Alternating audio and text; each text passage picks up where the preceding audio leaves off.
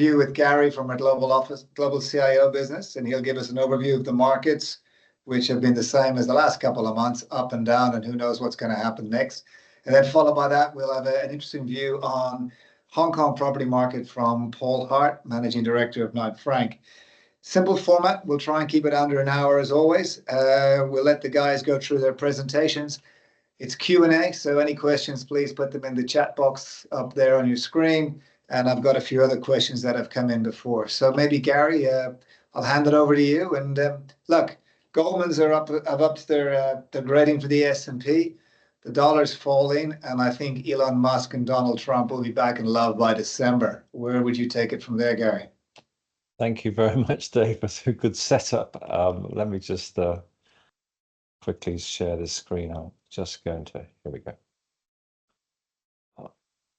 You got all the screens up now, Gary. I've got everything going on here, haven't I? Let me just You haven't adapted the AI model like Elon Musk has said so. Let me just do this. Okay, is that better? Much better. Okay, yeah. It's just my excitement. I've got 27 slides to get through in about 15 minutes. But yeah, welcome everyone to another update. Things just keep changing, and so I just called it the truth antisocial just to start with, just to be a bit provocative. You know, we have the most erratic government policy making in the United States that I've ever seen. That is leading to a loss of confidence in people trying to make predictions about the future. But there's one thing that I think we're pretty clear on as we go into, as we are now in the second half of the year, is it's the US that's got the risk. The US has the risk to the downside on growth, the upside on inflation. And, you know, the equity market has just barreled on saying, well, if we've got risk and we've got problems, the Fed will ride to save the day. And we're not so confident about that, although clearly if they change the leadership of the Fed next year, things might get easier. So we're living on a little bit of an edge here where the good news might continue through the next couple of months, but we have our concerns. So let me just go through the past very quickly. This, you don't need to read this, you could just see red and blue. And this is just the series of things that happened in that second quarter that ordinarily you would say, if you had 3 or 4 of these, that would be a normal quarter. But we had a whole list, which include tariffs, they include interest rate cuts, they include a war, and they include obviously a constant discussion about tariffs. So despite all of this, we get the following page, which is that, you know, in general, if it's green, it's very good. If it's yellow, it's good. And if it's red, it's down. But you can see that by asset class across the major markets, and these are all in the local currency terms, markets were giving you positive returns. And in the last month, it got, you know, a little bit of profit taking in the European and Asian markets after such a strong run. And Asia caught up, sorry, the United States caught up somewhat. And then in the bond markets, we even had positive returns there with high yield bonds giving a return of close to 4.5% over the last 3 months. But you can see that there's trouble because the last 2 lines tell you there's trouble. Gold was up 7.5% over the last 3 months. And in fact, year to date up 28%, and the dollar was down. And that's really the Achilles heel of what's going on here. And it's interesting, I was just talking to a few wealth managers recently who look after investors in Europe. And those investors in Europe have typically, just because of the strength of the dollar over the last 10 to 15 years, have maintained a global approach in dollars. And now year to date, I think the US market in euro terms is down 6%. A typical bond plus equity portfolio in euro terms invested globally is down. So although we might see a lot of positivity here on this page, it is about a dollar that's actually fallen quite substantially and surprised a lot of people. And I'll come back to that theme later. And it's making people more nervous about still retaining such a large exposure to dollar assets. But let me just kind of frame what's been going on in the global economy, because you get the noise day to day as to what Trump has said or how he's changed his mind. 2 things that were working in the favor of the market since we spoke a few weeks ago. Firstly, that if the dotted line there shows the degree to which inflation data was coming in above or below expectations. So a falling line is good news. And that was a lot to do with the downshift that we had in oil prices, although clearly that was interrupted by what happened in Iran over a weekend. But by and large, inflation news was better than expected. That doesn't mean it's necessarily good for the future, but in recent times, and that led to people believing that the Federal Reserve might cut interest rates early. The second thing that was happening was again, global growth forecasts were holding in. And there's two elements to that. One is that obviously people do have their concerns about tariffs, but the tariff news was leading to companies buying or bringing forward the purchases of products. And that led to quite a substantial boost to growth in Asia. So, for example, Taiwanese exports to the United States are running at an annualized rate of about 50% growth, as opposed to 12% ordinarily. So a lot of that growth is being pulled forward, and that makes us more concerned about the future. So that good news, so if you've got a little bit of good growth and you've got a good amount of disinflation going on, that's good news for bonds, which is the blue line, until people kind of got a bit more concerned when the Federal Reserve wasn't playing ball and yields just picked up again. And the second thing is the orange line there, which is the continued performance of equities. And there's one good thing, and then one thing I would say, just not to exaggerate. The first thing is the good news is that we rebounded from the early days of April, and the market went up a long way. And in fact, the US equity market up, I think, close to 25% from that low point. Then people will say, well, the market's up 25%, we're back in a bull market. But the US equity market's only up 5% year to date. So we've gone through a cycle, and it's that 5%, I think, that should be in the back of your mind. The 5% is not an emphatic performance for the market. It's a good performance from the low, but we still have a lot of headwinds as we go forward. And the headwind is best summarized by this picture. So all the good news that we've been anticipating and pricing is to the left of that dotted line. And this has been the most recent quarterly path of both growth, which has been solid, let's just say, and inflation, which has been going down and then just picked up modestly. But when we think about the balance of this year, the inflation is up to a level of 3.6% by the fourth quarter and not the twos that we've been seeing.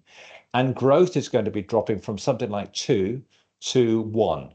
So we're going to have a halving of growth, and we're going to have about a 50%, increase in the levels of inflation. So this means that we're going to have a lot more of a headwind to market performance going forward. The problem for the market, and I have to say my own analysis here, is where's that dotted line really?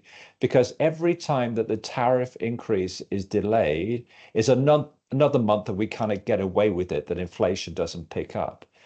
And another month that it's delayed, the more that companies pull forward their purchases of products, which means that we get a boost to growth.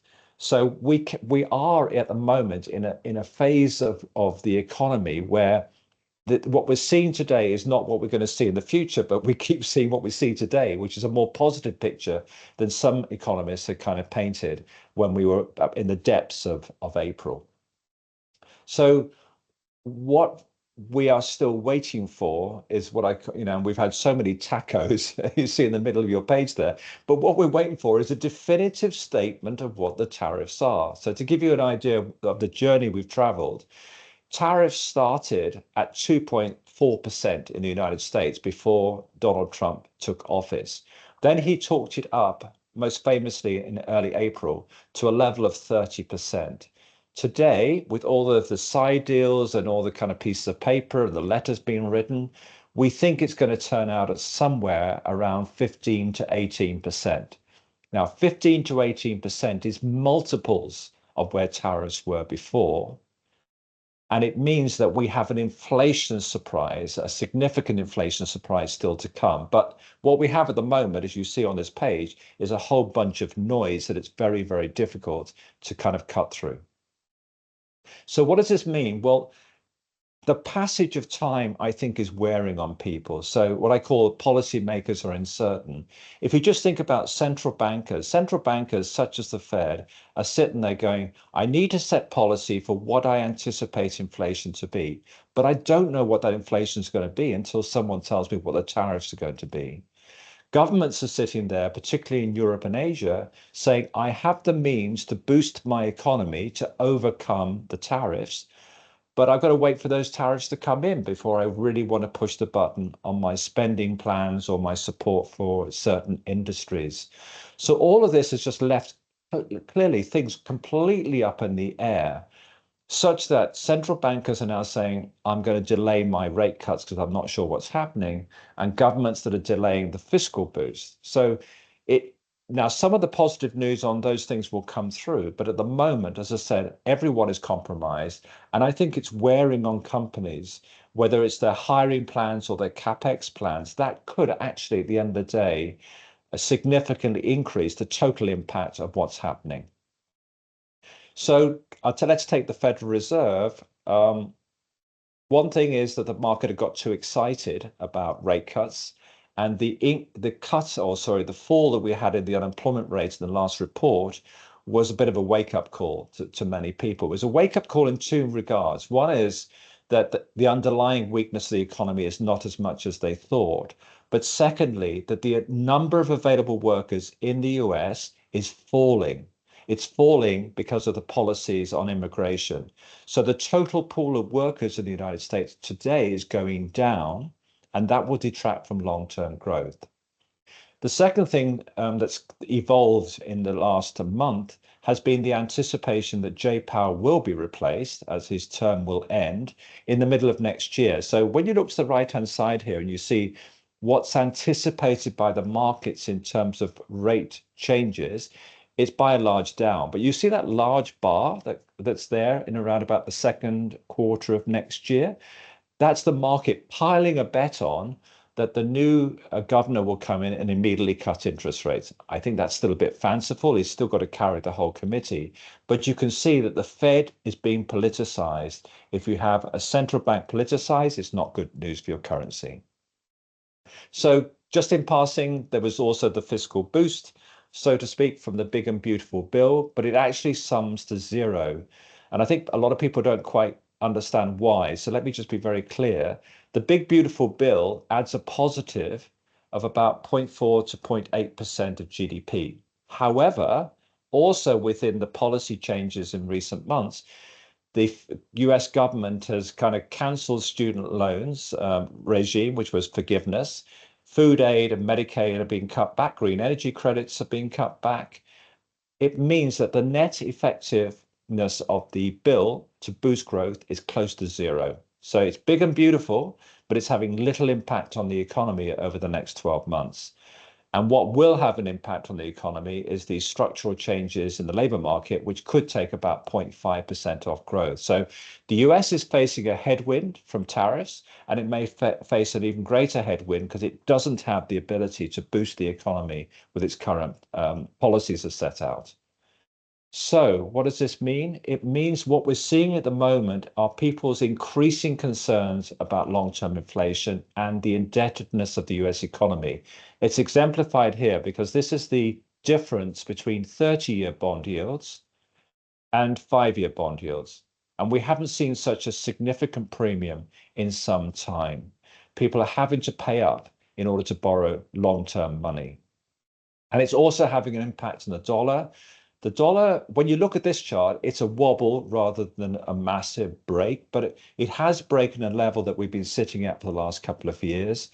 I think there are people out there very, very concerned now at a fall back to where we were back in the 2007-9 crisis, which would be around the 75 level. That would represent something close to 25 to 30% of the value of the dollar relative to other currencies. Now, the reason this is important in my asset allocation world, since 2010, the appreciation of the dollar and consistent appreciation of the dollar has meant people have been quite lazy about just being in dollar, even if their liabilities were in other currencies. So take the European investor. He's been sitting there with a very significant exposure to the dollar because it was just the easy way to make relative money. The turning of that has got them worried, and I'm expecting more and more shifts of portfolios back to something where they're properly covering the currency of their liability rather than just hanging around in dollar, which will drag the dollar down. So let me just very briefly in terms of dollar. A lot of people say, well, everyone's short already. You go to the middle of the page, and there's just a series of factors driving dollar valuation at the moment, but the shorts are not exceptional. There is still a lot of scope for further selling. So to asset markets, and just to briefly cover, why do we think Europe and Asia will still do well? It's because I could still put lots of good positive bullet points on a page like this. For example, the European Central Bank interest rates today are low and can go lower. So we're expecting that further 25 basis points off rates. Secondly, there is this massive amount of money being spent by the German government. So you can see numbers on here that the federal budget deficit is going up from 53 billion euros to 143 this year and 180 billion in 2026.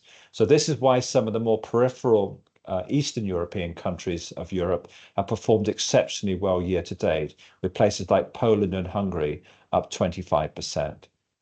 So is Europe cheap after such a strong run? We still believe it is. The European equity market P multiple is still 8 points below the United States.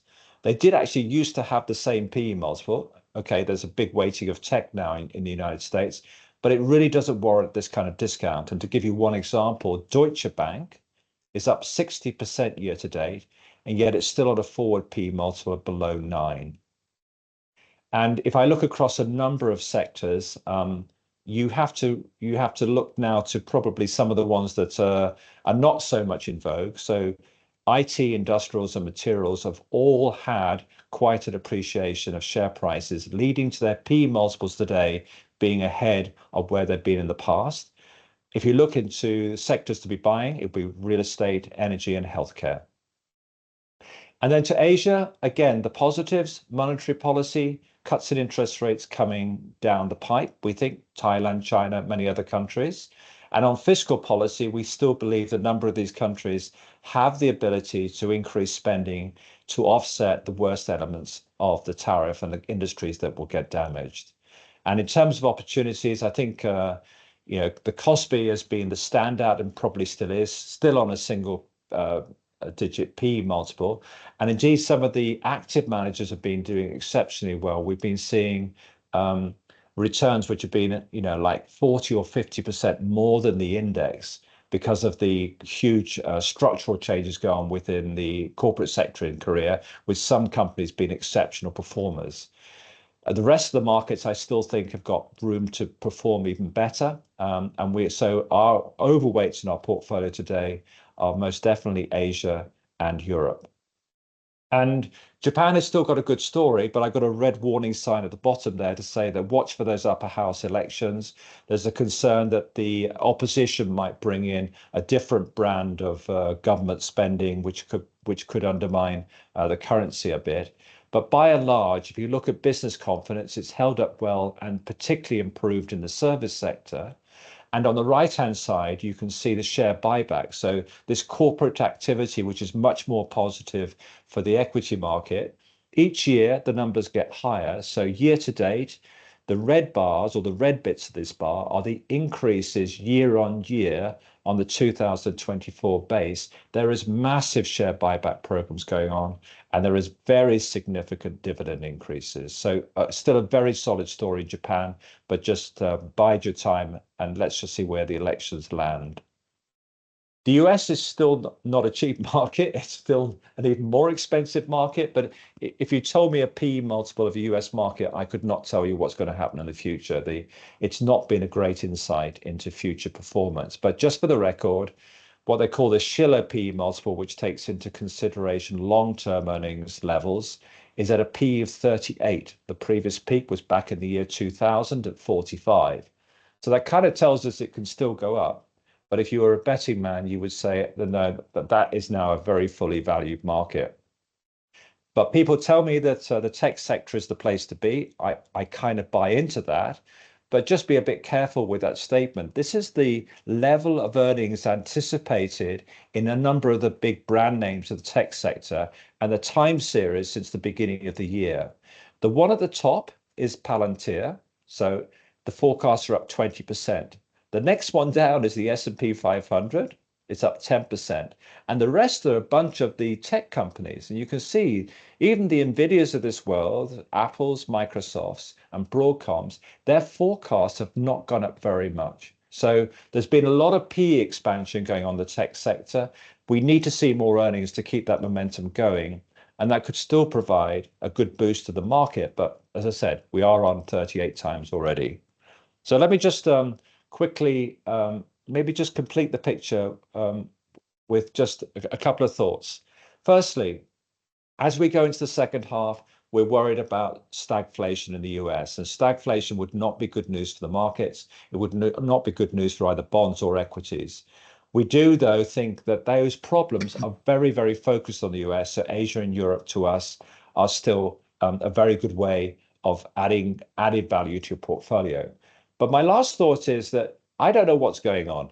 And I don't think too many other people do. So when we think about how do I make money in markets, I think you should be thinking about companies that pay good solid dividends or hedge funds.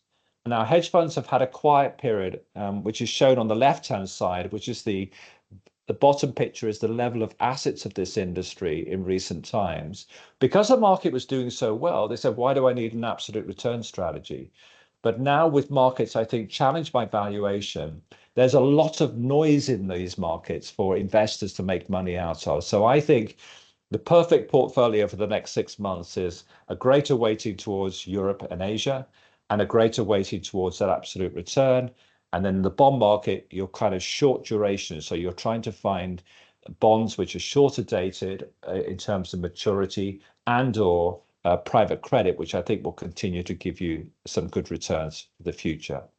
So absolute return, yes. And the points I've made before, but as I said, it is very tough until we know when those tariffs are going to be implemented. We don't know when the bad news is starting. So the market could still probably rise. And then in terms of the calendar, normally people start to take their profits come September or October. So maybe we just got 6 weeks of more fun and then it gets tougher. Back to you, Dave. Thank you, Gary. It's first markets prediction with no discussion on AI. Listening to Sam Altman this morning to justify the salary of $100 million for an employee to come across. Gary, you're pivoting out of the US still and into Asia. I noticed, so we'll hand it over to Paul in real estate in Hong Kong. Paul, how are we looking? Because everybody wants to know how we're going. I mean, a lot of families on these calls have made their wealth based on real estate going up. And a lot of them are wondering if it's going to come back up again. So I'll hand it over to Paul and his team. Maybe you can take us through your presentation and tell us what you think is going on. Are we at the bottom, I guess, is the starting question. Hi, Dave. Thanks for the invitation. And we're trying to load the file now as we speak, but I'll do quick introductions. I'm Paul Haas. I'm Managing Director of Commercial Markets. I'm responsible for our agency offer here in Hong Kong. I've been in the market 35 years. I'm a chartered surveyor, and I've been with Knight Frank. This week was my anniversary for 28 years. So I've fortunately or unfortunately, I've gone through and seen the previous big cycle, and I'll be talking about the comparisons between where we were later. And I'll get my colleagues, we'll start with Antonio, if you could introduce yourself. Yeah, sure. Hi. I'm Antonio Wu. I'm the head of capital market here in Hong Kong. I've been doing capital sales since 1990s. So it's a long time. Hi, everyone. This is Martin Wong from Knight Frank Research and Consultancy. So I'm heading up the research and consultancy units in the British China. I have been in the field for over 18 years and working with Paul for lots of the projects over the years, including both private and public sectors in the region.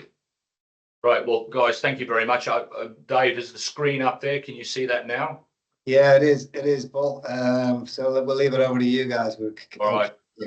Right. Well, look, I thought we'd start off with some macro indicators with regards to Hong Kong, and maybe you'll probably, Martin, you're probably best qualified to go through some of the big macro, and then I'll drill into some of the specific issues. Sure. So talking about the GDP growth in Hong Kong, we are seeing actually it's not that bad overall. We still got over 3% growth in the first quarter of the year on year. But the bad thing is I think some of the sectors are not really performing well among different sectors. But overall, we are quite stable compared with the past 2 to 3 years.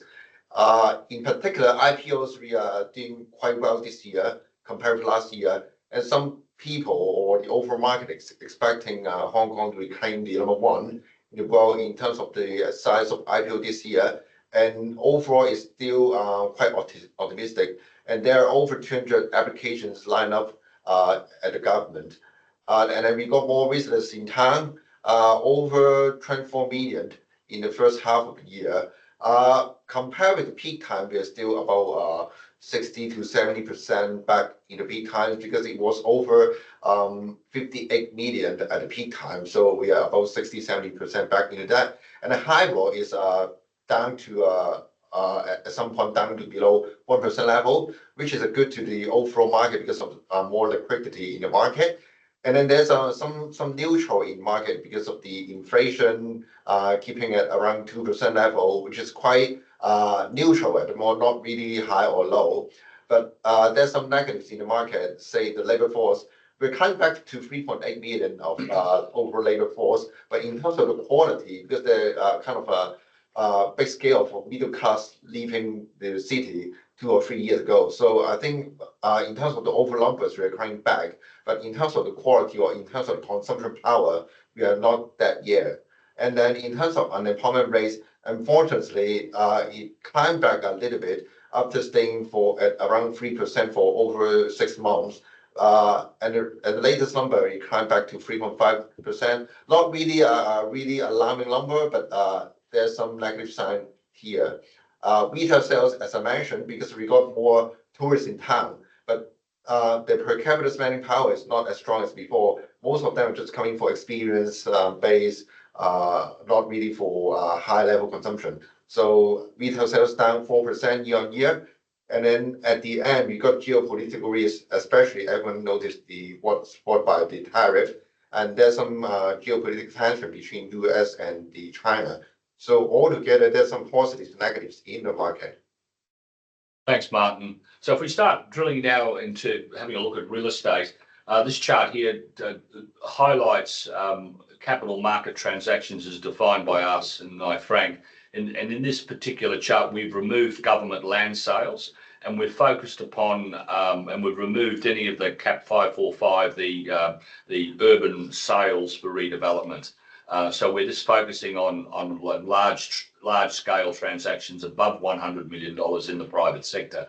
And as you can see, the trend, you always say your trend is your friend, and then the trend hasn't been particularly friendly towards Hong Kong in terms of where we're going. So we were averaging about $100 billion worth of transactions. Now it's down quite significantly. We're down to about 16 bill for the almost half year. So that it is not trending in the right direction. We're going to drill now into specific sectors, and we'll start with the residential sector. What we've tried to do in today's presentation is we've tried to look back in time and see what happened last time, and then look forward to where we are today. And so the last time Hong Kong found itself in this position was at the start of the Asian financial crisis, which is about 97, 98. And then Hong Kong was in a period of decline right through till about 2004. And that's about a six-year period. And you can see here with residential pricing, it was reducing by about, it's very difficult to read on my chart. It was about six. No, it was more than that. It was like, we can't read the chart here, but it was a significant reduction down in the order of 60%. Where we are today, we're about a 30% reduction on the numbers, and we're basically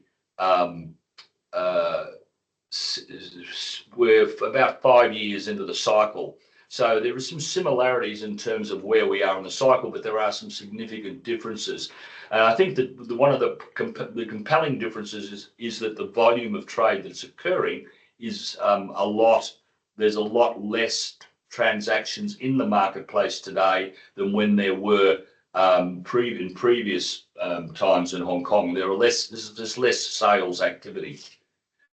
We've also got, coupled with that, we've got a significant amount of supply taking place. We have long-term supply average in Hong Kong.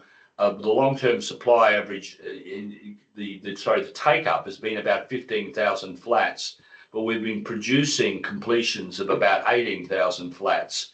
And if you look at the short-term take-up of flats, it's only about 13,000 flats. So that tells us that we've got about 27,000 flats that are surplus to what's being sold in Hong Kong today. So there's an overhang of 27,000 brand new flats.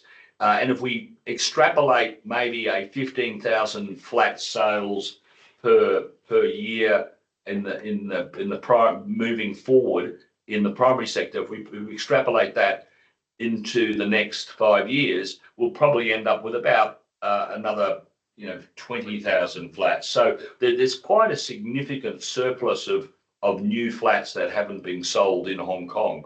That weighs heavily on the market. If you look at one of the really interesting things about the Hong Kong market is, despite the significant drop in values that have occurred, the actual rental of residential has defied this, and rentals have gone up. So you're actually in a position now on smaller flats in Hong Kong to have a positive carry. That's due in part to the rise in rents, and also due to the very competitive price of HIBOR at circa 1%. We've actually seen a 5% increase or a 6% increase in rents over the period where we've actually seen a 3-year period. That's been brought about by two factors. One has been the lack of people wanting to actually buy and sitting on the sidelines and renting. And also, more importantly, there's been new arrangements put in place by Hong Kong government to attract new talent to Hong Kong.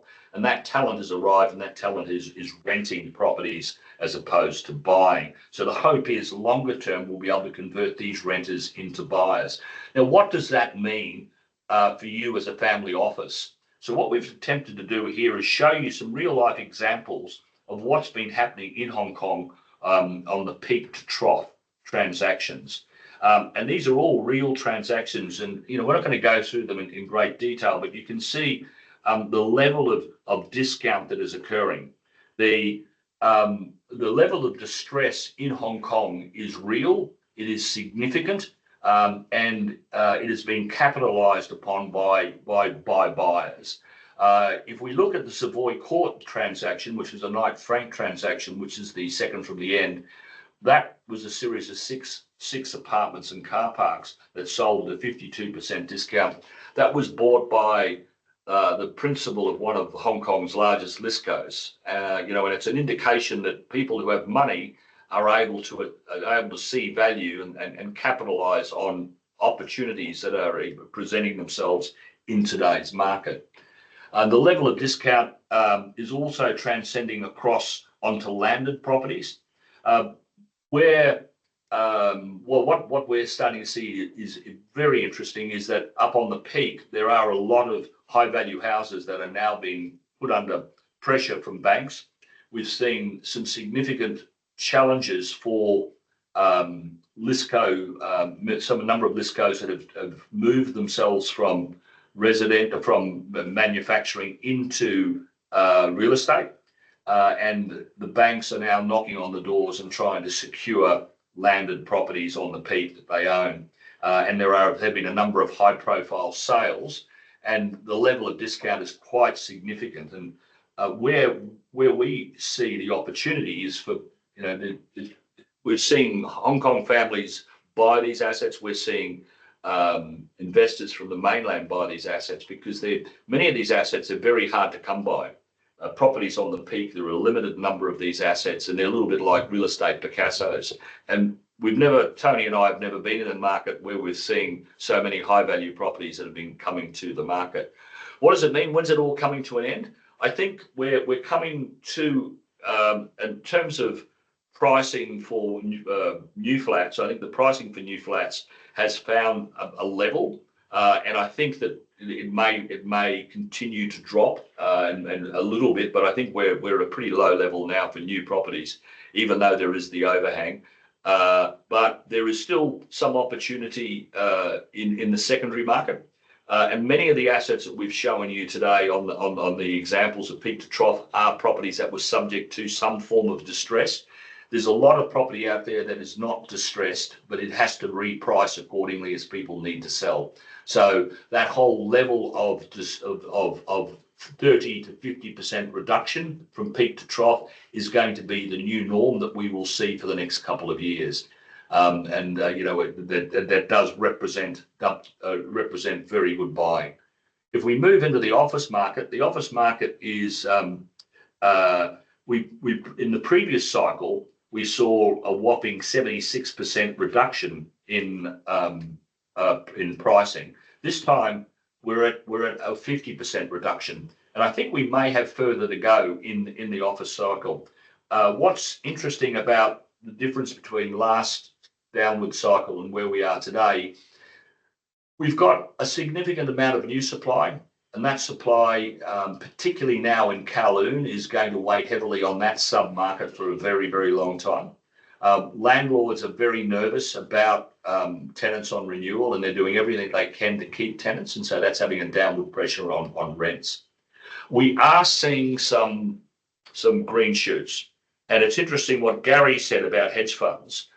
In Hong Kong today, the hedge funds are in growth mode, and James Street announcing the relocation from our Hong Kong lands portfolio into Henderson's new building is a very good example of that into Site 3.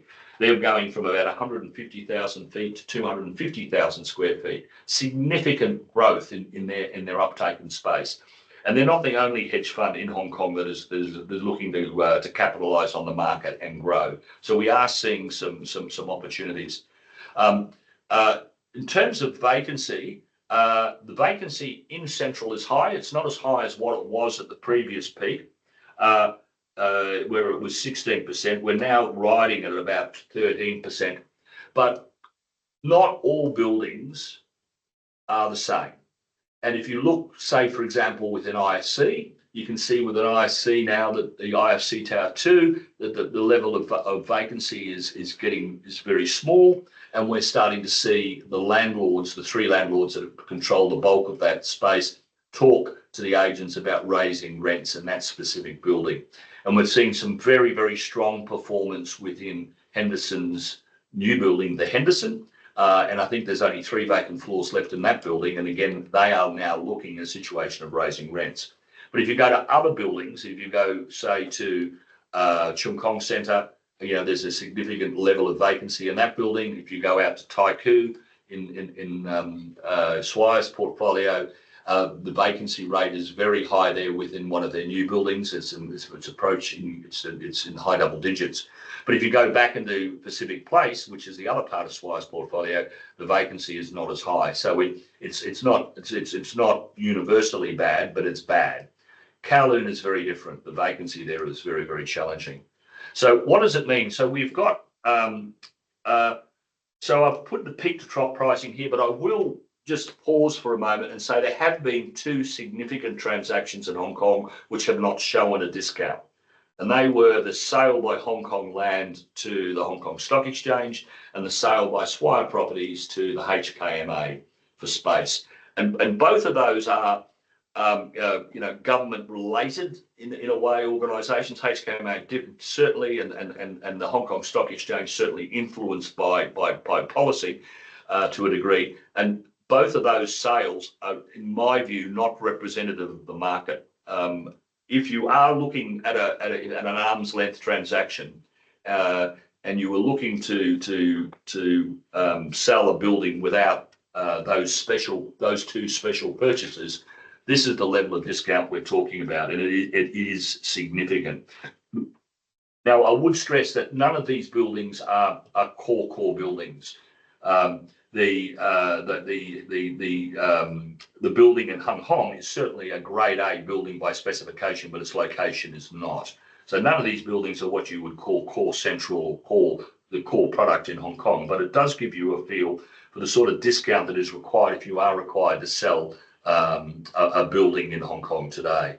But what's probably more interesting to many of the people on today's call is to talk at strata office opportunities. And there's some very interesting opportunities. And we think we are very pessimistic on the sector, the office sector. But if you are to buy an office and occupy that office, or if you are to buy that office with with your eyes wide open and know that you're going to have a rough ride for the next 3 years on rent, this is a great opportunity to buy something as a total return. And I think the sale of the first property there, which is 9 Queen's Road Central, the top floor there was owned by the chairman of Winland. He's in a house of pain, and he paid about $60,000 a square foot for that. That's sold just recently at a 57% reduction of $26,000 a foot. So that's the top floor with a terrace, best floor in the building, one of the best strata buildings in Hong Kong, a 57% reduction. So that's where the value lies for astute buyers. And you can see that there's a range of discounts across core locations and non-core locations. We'll touch briefly on the retail market. There's been a significant drop in retail values. It's about a 40% drop in retail values compared with last time of 60%. But I would say that retail is a very fragmented market. It's a bifurcated market, and there are several elements to retail. And what's driving the much of the pain in Hong Kong is that we benefited so much in the past from luxury retail sales. And that luxury retail sales market has been absolutely hammered. And it's been on a decline now for a very long time. And so that impacts upon luxury retail malls, and it impacts upon high street locations. If you have a retail offer that is more focused on the hinterland community and providing food and services to a community, the reduction is nowhere near as great. And you can see that, and this is a little confusing because the retail sales shown here is on a quarterly basis, and there's a lot of movement. But overall, retail sales have dropped by 22% from the peak in 3 years ago. But that drop is focused significantly on the luxury sector.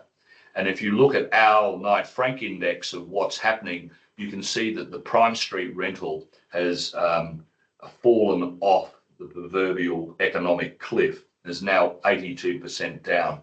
And that has had a profound impact on the value of high street shops. The core shopping centre market has dropped by about 30%, while the non-core shopping centre is only down by 11%. So it's there's various sub-markets there. I've only got one example to talk to you today about the peak to trough pricing, and this is a very interesting one. This is not far from Dave's office, and there's a pub around the corner that I know Dave frequents, but he'll know this location very well.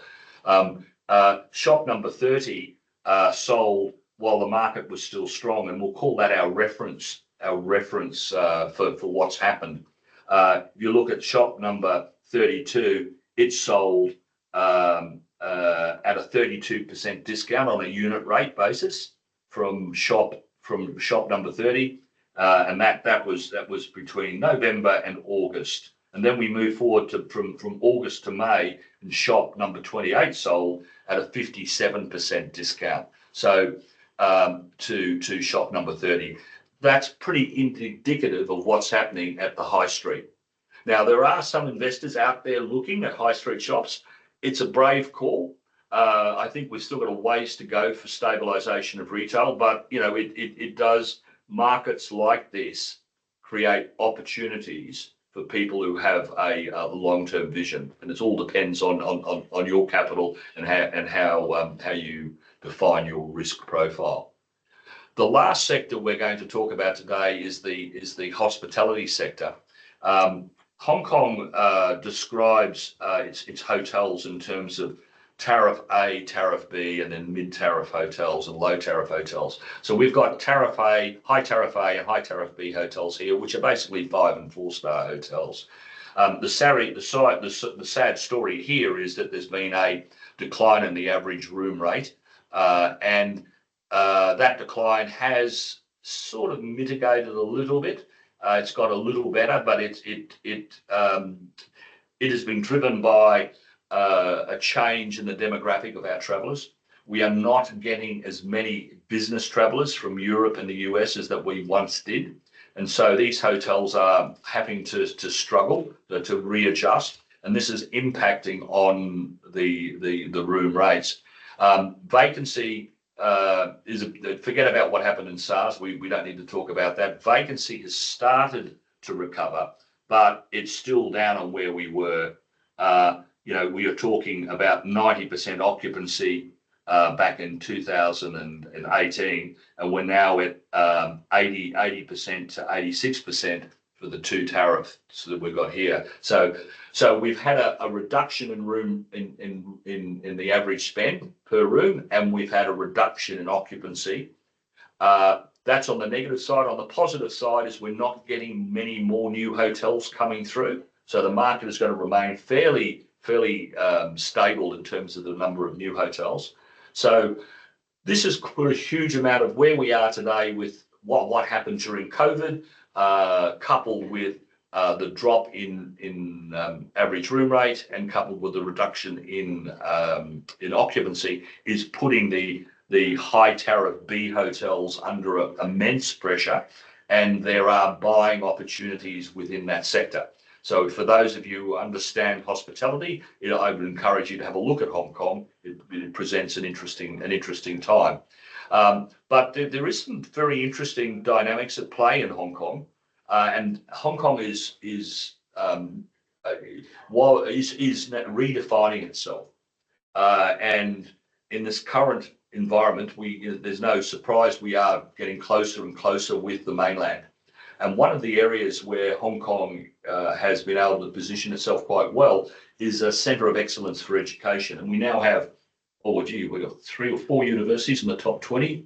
We've got, it's quite, University of Hong Kong, UTS, the Chinese University, very, very good schools of learning internationally. And so we're seeing huge numbers of overseas students come into Hong Kong. Government have allowed foreign students to enter the non-local undergraduates. They're allowing that to raise from 20% to 40%.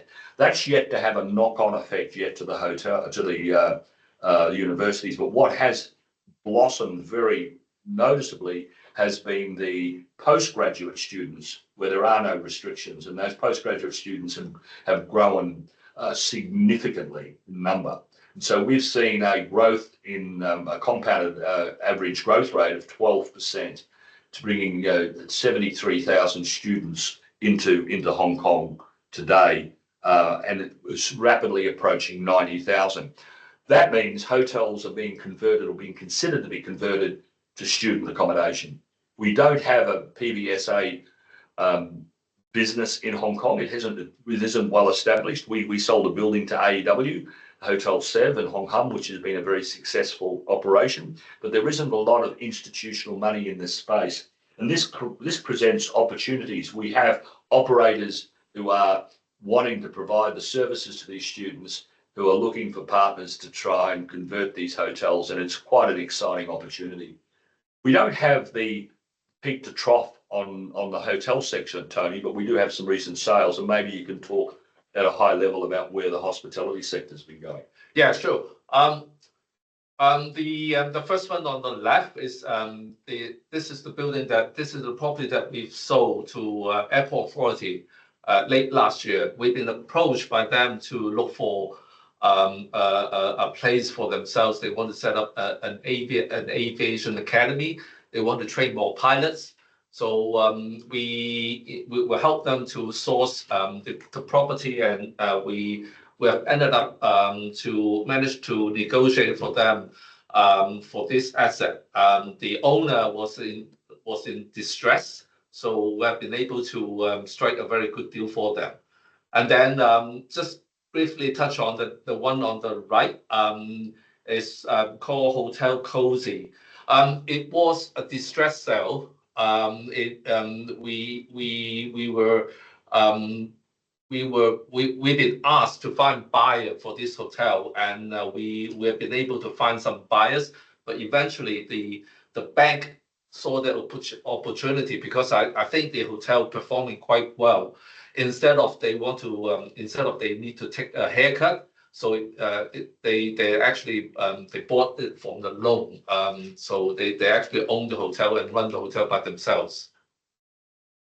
The next page, I think Paul mentioned about the hotel staff, which is the one on the hang on. I don't think we have the 7 that's there because it's too old. Oh, okay, sorry. All right, okay. So I want to talk about the Chi Residence. Is a PLC owner. They saw the opportunity, and also they want to do some student accommodation. So I think mostly hotels on this page, most transactions on this page, they've been turned into student accommodation. So many investors they see the opportunity, the demand from the students. So they actually bought the hotels and have them converted into for students. So our recommendations on where you could place your money. Right. So we've got 4 recommendations for you. The first is residential. In terms of buying, it's buying distress. You've got to buy from a distressed vendor, not a distressed property. That's always the golden rule in the downward market. So you've got to be able to be patient, and you've got to be able to look for that Picasso on the peak, that particularly a breathtaking view on the south side, or that apartment in the mid-levels. They're the sort of locations that you would need to look at. The stress gives you some flexibility in pricing, and the lower down you go on the price point, the higher the coverage will be on interest rates. So if you're buying properties sub $30 million or $40 million, you're liable to get closer to a positive carry. If you're buying something up on the peak, you're buying a different sort of animal. It obviously will rent, but it's about a total capital play. We like the hospitality sector. We've got only 30% share of market sales going back over the past 4 years. We trade a lot in hotels. We like it. We see value in the market because the mid-tariff hotels are suffering horribly. The mid-tariff hotels are the ones that present an opportunity to be turned into student accommodation. We love that story, but it's very location specific. We also love the story for the high tariff B and high tariff A hotels, because the mid tariff hotels are disappearing. That takes rooms out of the market, and ultimately, when the market is stabilizing now, that is good for the 4-star hotel market in the longer term. We didn't talk about industrial, but there are opportunities within the industrial sector, and there are a number of plays that you could get into. There are strata plays in Hong Kong, but importantly, there is some institutional money being recycled in Hong Kong. There's a large transaction that we're going to be promoting later in the year, and that gives people an opportunity to get a long-term tenant with that annual rental growth at a relatively high yield, something approaching 5%, which is unprecedented in Hong Kong's market. The office, we're negative on the office, but if you have a buy to occupy, that's a good strategy, because you're limiting your downside risk on rent. If you are buying, be prepared for the rental pressure in that sub-market, but focus on core products like 9 Queens Road Central, focus on Lippo Centre, focus on the quality assets that when the market comes back, those assets will be able to trade and they're more liquid, and exploit the distress situation. But remember, don't buy the distress for the sake of distress. Buy off a distressed vendor with a quality product. So that brings us all to an end of our presentation. We're happy to answer any questions, and would hand it back to you, Dave. Thanks very much, guys. Very interesting. Conscious of time, so Gary, I'm going to put you on hold with your questions. You get a shot every month. I got a bunch that came through here. One of the questions comes: how long are these properties? What's the clearance rate, Paul? I guess is the question that they're asking. Are they hanging out there for a long time? It depends. It depends on the bank, Dave. We have since 2002 managed the sale of all of HSBC's distressed residential properties. Yeah. We've sold about 5,500 flats on behalf of HSBC and now Hang Seng Bank. And so these properties are in the market for a minimum of, we have sold properties within 1 month, but they're generally in the market by the sophisticated banks for about 2 months, maybe 3 months. And that gives it a time to get the right sort of exposure so that there's never any questions asked. It's been exposed. So that's generally how sophisticated banks work on the residential side. There are a lot of unsophisticated banks. There are a lot of new parties to Hong Kong who are lending, who didn't lend last time, and a lot of mainland banks. And they manage their residential portfolio very, very differently. And they are more focused on what the level of debt they've got is, because if they can't cover their debt, someone is in trouble. So there's a lot of education going on with some of these new banks, and they're really being very hesitant. If you look at commercial properties, the period of time is certainly a lot longer.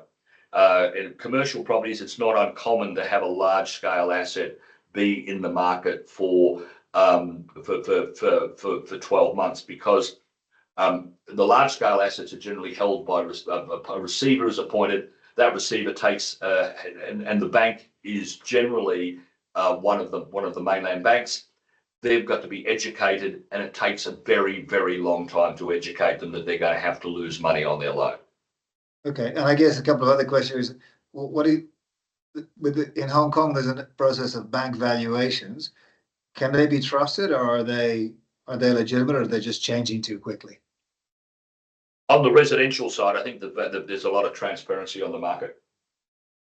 If you are looking at the valuation, I have to be very careful here because we are valuers, but I am critical of the method of valuation that is applied for many of the assets held by listed companies. And I gather this is Chatham House rules, so I'm not to be quoted on this, but the challenge we are facing as an industry is that the valuers, you rely on the RICS definition of willing buyer and willing seller. There are no willing sellers in today's market. I guess I'll get you out of jail on that one. Talk about the buyers. Where are the buyers coming from? Are they local? Are they mainland? Are you seeing any from the Middle East? Where are they coming from? They are predominantly local and predominantly mainland. We are not seeing any significant offshore interest at the moment. We have some funds who are starting to come back, and particularly in the distressed play, the distressed buyers. You've seen Aries been active. It's very public that Aries were active in New World's portfolio. But starting to see people looking to try and buy loans. We're also starting to see institutions try and figure out how they can institutionalize student housing. Seems like a big gap. Well, one of the things, the other question is, what do you see as the future for high street retail? I think it's pretty bleak. Look, everything will find a level, and you can tell that it's bleak when you've now got restaurants and noodle shops opening up on ground floor locations in Causeway Bay. That's where we are. So all those restaurants were forced up. So that has a knock-on effect. That what do you do with the space up above in the Ginza style retail? There is no one to occupy the Ginza style retail if all the retail can come down at the lower levels. So there is a knock-on effect on that retail market that goes all the way up to some of those Ginza buildings. But you know, once again, buy a property that is a core location. Yeah. Get a core location in you know, in Russell Street. Get a core location in a prime retail location, and buy based upon today's rent, which is now 80% off where it was at the peak. And then you've managed, you've captured the downside. Beautiful, beautiful. Okay, good. Well, I'm conscious of time. I guess we live in hope. I'm wondering if Eric Trump gracing our shores for the crypto conference is going to get rid of that geopolitical issues and bring some positive Trump property buying into town, Paul. Well, for those of us with long memories, we do remember that his father had a trouble with a number of the Hong Kong families on a small deal in New York that he went bust on. So I don't think he holds Hong Kong in high regard. All right. Well, look, guys, that was a fantastic presentation. It was excellent. So for those of you on the call who want to get in touch with Paul, just come to us direct. We can. He's got the right assets. He knows the buying the jewels from the distressed sellers is the way to look at it. Guys, thank you very much. Gary, sorry we didn't get to you for Q&A. Paul and your team, thanks again. Great having you on the call. Take care, guys. Thanks, Dave. Thanks, Gary. Cheers, guys.